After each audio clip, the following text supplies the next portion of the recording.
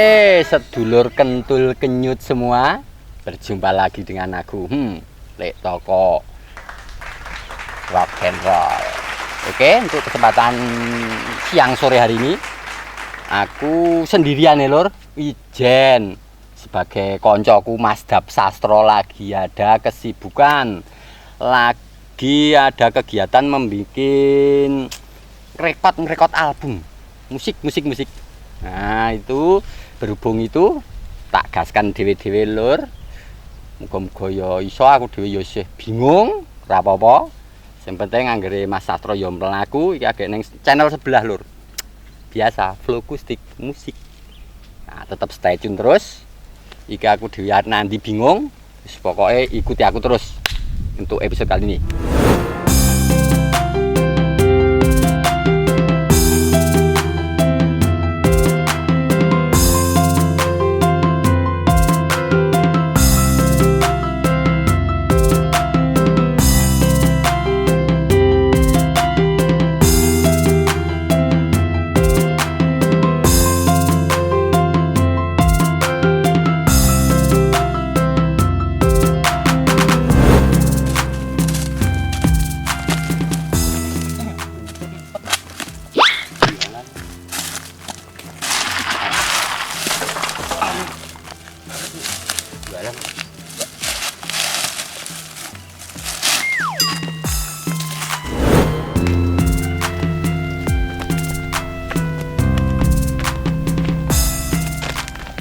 Wah. Bajigur. Wah. Sopo? Nyet. Sentul kenyot toh? Kentul kenyot. Oh, kentul kenyot. Kok ngerti Kang kowe kan? Blelang temen kowe. Iya Kang. Sombong. Lah, Liwat raro-haro. alah. Sorry tenan Kang. Ngertiku kek mau du menungso. Ngertiku ya anak gupolo. Bajigur. Sorry tenan ya Kang. Sorry Kang. Ngapunten tenan. Ngertiku ya anak gupolo. Aku yo pede wae gleleng liwat. Alah, kowe ku lagi dadi artis ceng-ceng kowe sombong ora ana kakak kowe. Ngapunten ora dene ngono Kang, ora dene sombong Kang. Aku ki modele Kang iki agek zaman milenial Kang. Aku ki hemat energi carane HP ki sing rapet-rapet kita off ke sike. Aku kon nguripke sing apa perlune. Dadi batune ku ora gampang entek. Ngono lho Kang. Megakno lur, Iya, dadi Kang. wong ki aja sombong. Iya Kang. Aja dumeh dadi wong dhuwur sithik njuk kowe sombong, ra Iya. kenal. Iya Kang, maaf Kang. Lagi ngono wae. Aku lho lur, Apa piye? tuku dhuwuran 10.000 telu. Oh, kaos ambi. Warna-warna. Oh, oke. Maaf tenan ya Kang. Sorry tenan. Ngapunten Kang. Wah, jan apik tenan iki. Guruku tenan iki. Ya wis lur, saiki Iya, nek kowe ra sombong, Iya. lembah manah, Siap. saiki ngewangi aku bubut-bubut, buktekke. Oke, siap Kang. Dalan nang nggonku mlebu kene iki. Beres aku ki yo bagus yo tetep lembah manah Kang. Pangapunten ngerti ku yo menungso jenengan. Ayo, kudu dibuktekke. Siap. Gasken. Ngendi Kang bukti Kang? Ayo iki kabeh kok ngendi? Oke. Siap Kang. Alah, jan yo Kang wis dialan Kang yo agek awal musim rendeng dadi suket sembarang nir ki do tukul yo Kang. Iya kok. Jan rewas iki jan jembrung tenan Kang iki. Kerewosen iki. Ning sing do digoleki sing jembrung-jembrung malah. Lah ya kudu kan sing jembrung iki hal yang delik ning jembrung. Nah, kuwi beda meneh Kang. Iki lak ketok. Iki yo ndelik wong nang dalan. Oh. Iya Kang. Ya saya Kang dibubuti mboko setitik. Ning nek aku ya Kang, Ha piye? nek resik iki jane yo tetep yo indah. Di sawang ki yo tetep dipeni gilar-gilar ngono lho. Di sawang ki yo nang mata ki nang netra ki ketok banar. Ah beda nek suker rewas ngene iki jane yo walah nyebai tenan to Kang. Ning go harum ora? Apa nih? Ku mau. Sing jembrung mau? Ha. Ayo nek harum kuwi yo masalah satu dan sekian banyak orang ki karakter yang ana sing seneng lomprot yo sak-sae ana sing resikan dadi yo mesti set. Nah ngono yo ana. Ah berarti kaya kowe. Ah njuk sombong ku mau. Nangku. Ora Kang, nek sombong. Ora tetep lembah manah Kang. Aku ki yo wong desa kok Kang, ora njuk. Ning ngomong-ngomong ku mau arep endi kowe iki? Aku mau ki yo kur bingung Kang, carane cah saiki gabut. Aku wis perlu mlaku-mlaku alah ya golek inspirasi iki tak blasak-blasak ning iki ning kebon-kebon dalan. Gayamu inspirasi. Halah tenan Kang, aku ki ya judeg tenan Kang ngrasake urip bendinane iki sen wis wah nek ra tak lalek-lalekke ngene iki jan. Wis. Heeh Kang, ngomong-ngomong ngapunten sadurunge ning ya Kang. Aku mau ngandhake babagan inspirasi sing sembarang warna-warna mau.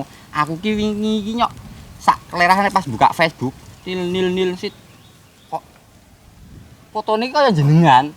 Nek tak sawang ki wis jenengan lah yakin tak delok ki kok statusnya jenengan kok rumah saku gabut apa piye Kang kok le walah kok iki kok le cemen temen to statusnya wong iki ngono. Heeh jenengan kok udu gawe iki. Iya. Piye ceritane jajal cerita Kang WN Kang. Ya ora gabut. Ane piye?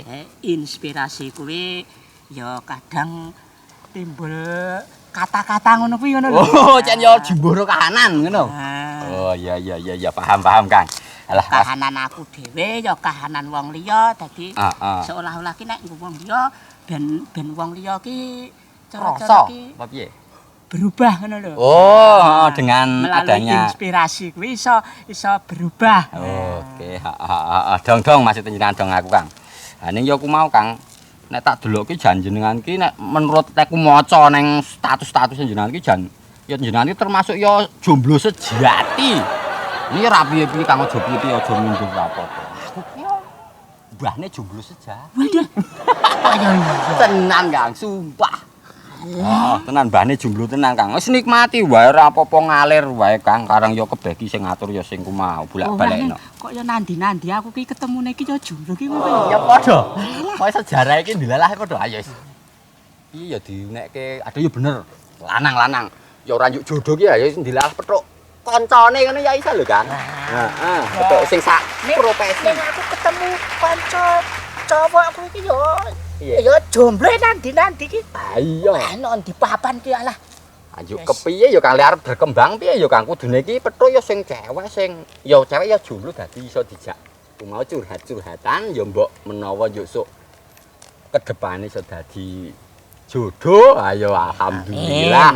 Ngono kuwi karepku ayo dilalah ya rung dipethukke Kang wis slow wae. Nek wayahe wis sabar. Ngono kuwi maksudku Kang. Iya Kang. Ya. Iki ketoke ya tak delek ngewangi jenengan kuwi ya wis resik ketoke iki ya urung rampung nek garek kurang setitik. Ngapunten nek aku tak nutuke laku golek inspirasi nek aku ketoke urung ketemu Kang inspirasiku ki sih. 50% gabut aku Kang. Nek rampung kowe njuk oleh inspirasi. Bener Kang. Ning iki jan aku wektuku ki lho Kang jenenge menghemat mau iki garek setitik iki engko tak tutuke ora ngasih sak klametan yo wis rampung ki engko Kang. Ya wis ngono wae ya. Ya nek kowe karang wis wong kondang. Ya ora ngono ki Kang, ora kondang Kang. Duran wis. Ora wis padha ade iki Kang. Ya wis ngono kuwi ya Kang. Oh iya. Nutuke laku ngapunten tenan. Iki arep ndono apa ndono? Ayo ndono sing ketok iki luweh nganu nggone iki luweh asri. Ya sesuk tak ngemenke dolan meneh, petuk meneh ngono wae. Oke, hati-hati. Oke, siap Kang. Oke Kang.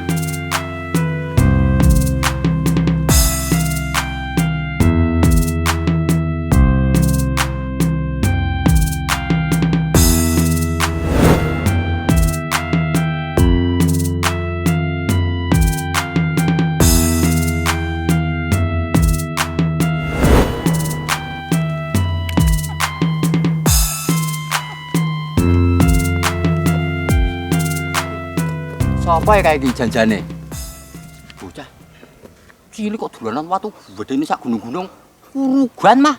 Mbok wong ki ngilo kahanane dolanan watu semono gedene. Urugan malah nyilakani wong pirang-pirang ki engko malah. Tilakane. Alah, wangi. Lengan. Alah, kok jelas kok ya dolanan watu gedene semene. Wah, bet iki. Weh, Kakang nek mau kepo udu iki bubut-bubut mau apa udu? Kok sandang tekan kene. Nang ndi?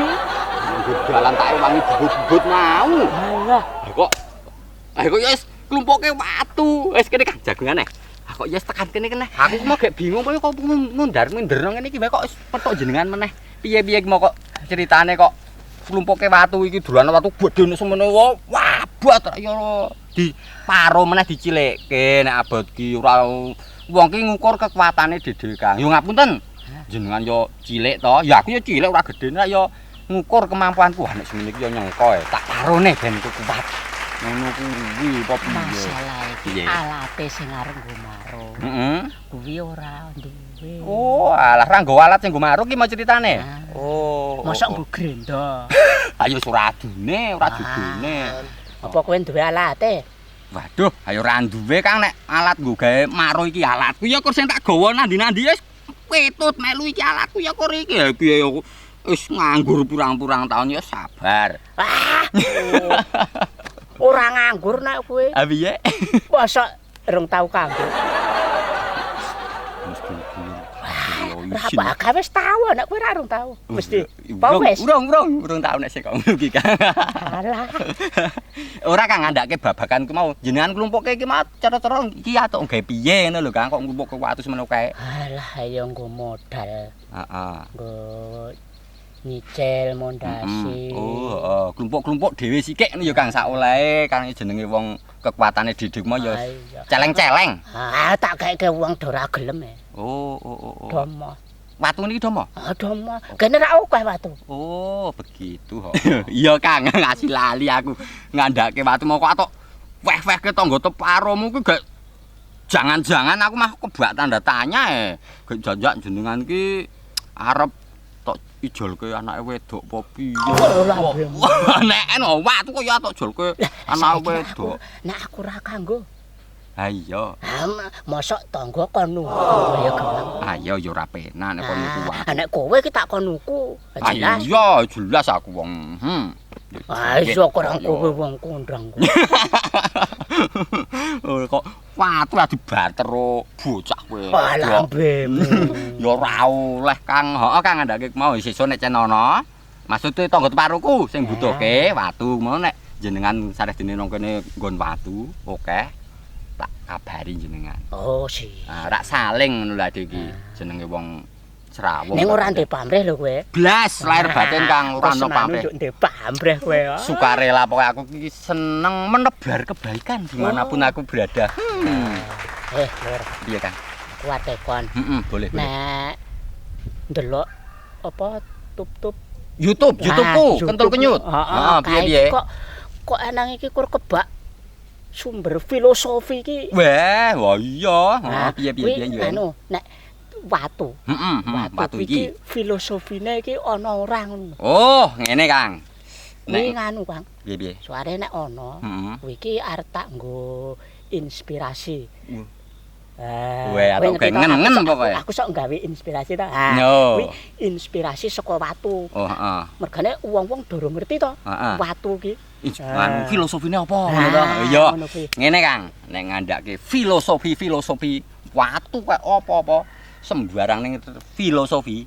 Sesuk nek is kancaku siji kae Masdap Sastra, kan es teko tak jak ndene tak kone nerjemahke. Iki filosofine iki apa? Watu iki filosofine ngene-ngene. Bisa kae. Sementara ngene aku ngapunten durung ra iso nek kon nerangke filosofi iki ra iso. Nek sak ngertiku ngono wae ya. Watu ki saya atos, saya apik. Ora kok menungso. Ya, aku piye nek menungso? Menungso saya atos, saya jengkelke wis jianis ngentek-entekke kedah, ora arep depani bantala hawane. Jengkelke kementrus wis pokoke kaya kowe wingi kae. Ora kan. Ora. Ning ya kowe ngomong-ngomong, kowe ya duwe kanca sing kementrus ngono kuwi. Kaya watu ngono kuwi. Nek aku ki nyok ya cok ngalahi aku nyok rendah diri wae Kang. Ning aja tiru-tiru. Ora Kang. Engko ndak tak bodhem. Ya aja Kang iya. Ora Kang. Aku tetep andhap pasor mbok dadi wong dhuwur, wong wajen, wong terpandang. Piye Kang? Kowe iki ket wingi ket mau kok gelem mlaku wae iki. Kowe iki mendung. Arep pedian. Oh wis gluduk-gluduk-gluduke. Ya Kang saya peteng. Kowe iki njuk anandi.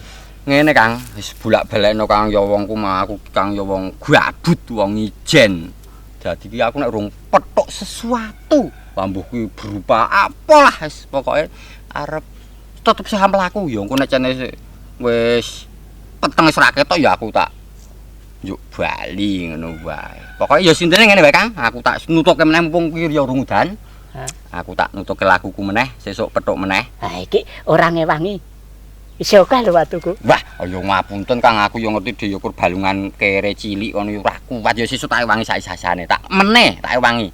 Oke, aku tak nutuke laku. Alah. Hati-hati. Golek inspirasi, golek iya Kang, heeh. Aku ya tak neruske. Iya Kang, hati-hati ya Kang. Ya. Inspirasi. Oke lur, sedulur kentul kenyut semua. Iki aku mbek tak ngaso mbek rokokan sithik. Aku tok karo ya ngapunten tak pamitan lur. Ning ya aja lali welingku subscribe tekan tombol loncengnya. Klining. Karo share, like serta komen sing apik-apik ya lur. Tunggu aku berikutnya. Mengkondang ruwet